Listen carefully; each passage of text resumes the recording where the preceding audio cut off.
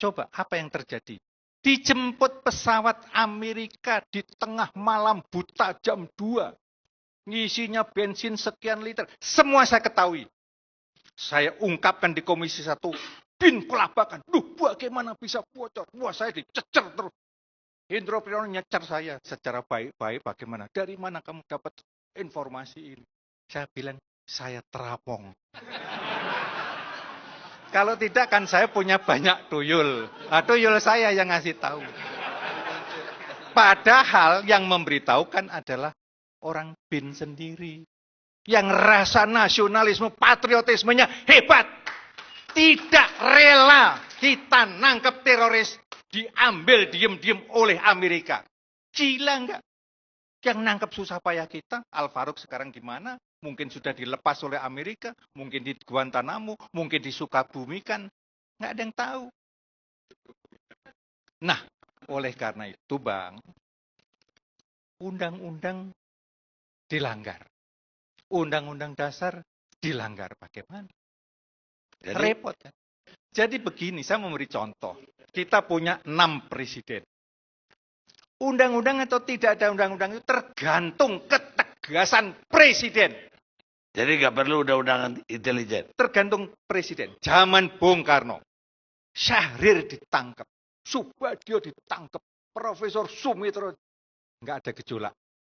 Ya orang presiden seumur hidup siapa yang berani, Pak? Bukan. Bisa memberitahukan kepada rakyat alasan-alasannya. Pak Harto. Ya zaman itu dia kasih tahu rakyat diam semua, Pak. Karena Nggak ada yang berani ngomong zaman Soekarno, Pak. Karena cintanya sama Bung Karno. Termasuk aku tuh. Enggak, ya Bapak yang cinta, tapi banyak yang takut juga, Pak. Ya takut, oke. Pak Harto. Sama. Semboyannya 3B. Bui, buang, bunuh. 3B. Ya. Saya termasuk yang kena bui. Iya, dua-duanya menakutkan, Mbak. Dan pernah ada seorang jenderal yang disuruh membunuh aku. Pengakuannya di dalam rapat. Ada. Nah, saya ditembak 2 kali. Makar. Saudara Firman mana itu? Pembela saya. Nggak kena. Kena. 2 kali makar ancaman hukuman mati. Oh, tuduhan. Ya, tuduhan. Tembakan tuduhan. Itu bisa hilang. Bukan peluru. Hilang itunya. Kesimpulan. Oh, tadi belum. Ya, sekarang kesimpulan. Kesimpulan. Undang-undang intelijen kayak apapun hebatnya. Kalau pemimpinnya lemah, tidak akan mungkin bisa jalan. Baik, pemirsa, kita istirahat sejenak.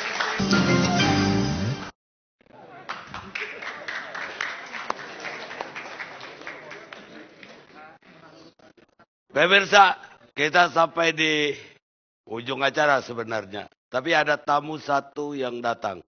Selamat malam. Selamat malam. Malam, Pak. Ya, dengar saya, Mas. Ya, dengan saya, dengan Pak Nazaruddin, Pak. Saya Kardi Ilyas, Mas. Pemirsa, kita breaking news sebentar untuk wawancara tamu dari jauh. Pak Nazar bisa jelaskan bagaimana dengan keberangkatan Pak Nazar dulu dari Indonesia? Ya, saya berangkat dari Indonesia karena merasa yakin terhadap proses dan mekanisme yang terjadi di Indonesia, yang mana sebenarnya saya merasa bahwa ada rekayasa yang dilakukan terhadap saya. Apa rekayasa yang menyebabkan yang saya dengar Mas Nazar itu menghadap presiden? Dan ketika menghadap presiden, Mas Nazar mengungkapkan apa saja yang terima uang dari Pak Nazar. Dan kemudian menyebut nama Anas, nama Andi, bahkan nama Ibas. Dan presiden marah ketika itu. Apa gara-gara presiden marah atau gara-gara rekayasa? Saya menceritakan bahwa mulai dari soal kongres. Jadi saya tidak menceritakan bahwa uang kongres yang dimenangkan waktu awal itu adalah bahwa memang uangnya bersumber dari salah satunya proyek Hambalan, Wisma Atlet. Saya menceritakan seperti itu. Dan itu semua saya ini cuma pelaksana. Bukan saya yang menentukan. Tapi ada di atas saya pimpinan saya yang mengarahkan kamu ke sana, kamu kemana, kamu ke sini, serahkan ini ke si D, ini serahkan ke si C, ini serahkan ke si B. Itu jelas gitu. Berapa dari Hambalang itu? Dan Hambalang itu berapa? Hambalan itu proyek miliknya 1,2 T. Di mana itu Hambalang? Pembangunan yang dilakukan di dekat arah Sentul. Sentul itu ada daerah namanya Hambalang. Oh, Di situ ada dibangun untuk sebesar Senayan. Nah, itu semua proyek direncanakan dan direkayasa mulai dari awal Januari 2010. Itu proyek. Karena ada pertemuan antara saya. Itu proyek katanya dikasih 100 miliar. Oleh siapa pemborongnya? Ya, memang Dari 1,2 itu proyek itu dikasih komisinya 100 yang disiap. 100 miliar itu siapa yang memutuskan? Fee itu dinegosiasi antara si kontraktor pemenang dengan nama pengusaha namanya Mahfud. Ya. Mahfud menegosiasi waktu itu uang yang sudah dikeluarkan oleh si pengusaha calon pemenang adalah waktu itu 100 miliar. Ya. Yang mana 50 miliar dari saudara Mahfud. Ya. Waktu dari saudara Mahfud bulan 4, saya ingat benar itu bulan 4 2010. Ya. Itu diserahkan uang 50 miliar dari saudara Mahfud yang waktu itu diserahkan kepada namanya Ibu Yuli. Ibu apa? Diserahkan dari saudara Mahfud uang ibu kepada namanya Ibu Yuli. Ya. Berapa banyak?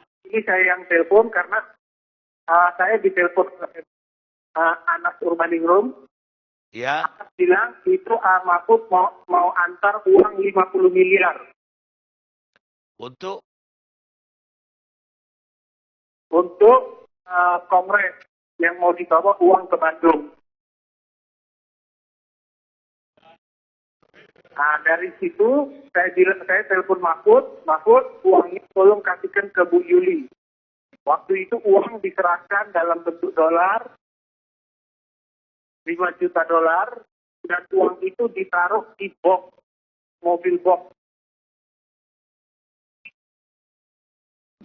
Dari mobil box Jakarta dibawa ke Bandung.